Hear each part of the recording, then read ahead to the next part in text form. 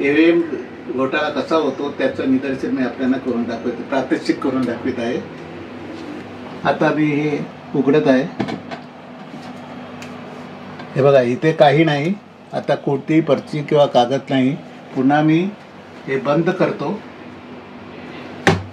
आणि आता मी वोटिंग करीत आहे.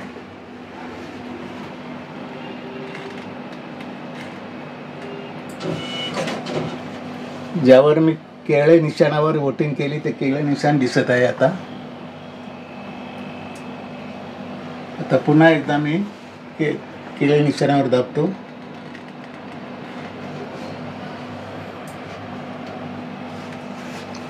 पुन्हा केळे निशाणे दिसत आहे. आता उघडलं पाहिजे.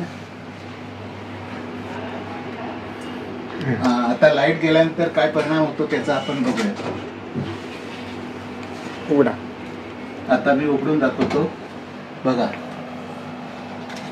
हे आपण केळ्यावर दाबून सुद्धा ॲपलवर हे आलेलं आहे.